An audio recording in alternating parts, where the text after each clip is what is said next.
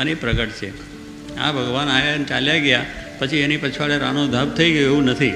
શ્રીજી મહારાજ સપૈયામાં જન્મ લીધો અને ગઢપુર આવ્યા અને દાદા ખાતરને આ બધી લીલાના બધા આખો સંપ્રદાય સ્થાપ્યો, સંતો કર્યા, બીજું ત્રીજું કર્યું, અનેક લીલાઓ કરી અને પછી 86ની સાલમાં ઉપડી ગયા. પછી રાણું ધબ થયું એવું નથી.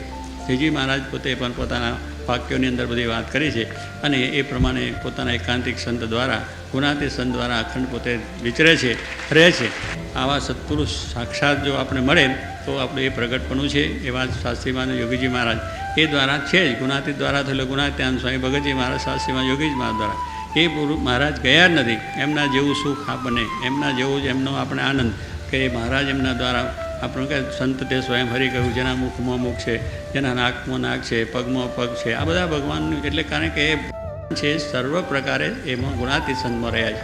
આપણા અંતરિયામી રહ્યા છે, કોઈમાં બી રીતે રહ્યા છે, પણ ભગવાન સત્પુરુષમાં સર્વ પ્રકારે છે. એનું આખું અવયવ હોય ભગવાન, આપ ટળી મળ્યા ભગવાનમાં એનો જે દેખાય છે આકાર એટલો જ જુદો, બાકી બધું જ ભગવાનમાં મળ્યું. એટલે એમાં ને ભગવાનમાં કંઈ ભેદ નથી. અને એવા સંતનું દર્શન થયું તો એમ જાણવું જોઈએ મને સાક્ષાત્કાર ભગવાનનું દર્શન થયું. હવે મહારાજ તો પરના પર ક્યાં, પણ આવા સંતાય તો એમને મહારાજને કનેક્શન છે. એટલે આ અને આપણે ભાઈ ટલ્લા ખાઈએ પણ મહારાજ સ્વામીનું કનેક્શન એમની સાથે જોડાઈ ગયા ભાઈ તો કામ થઈ ગયું. સાક્ષાત મહારાજનું દર્શન થયું. મહારાજના દર્શન આ દૃષ્ટિએ કંઈ થયા નથી, પણ આવા સંત મળ્યા એટલે ભગવાન જ મળ્યા એ મહારાજ.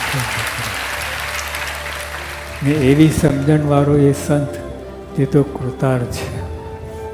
એ સંતની વાત કરી એ તો ભગવાન સાથે જોઈન થઈ ગયા એટલે ક્યાં વાત થઈ. ભગવાન એ સંત સ્વયં હરિ એ એક જ થઈ જાય.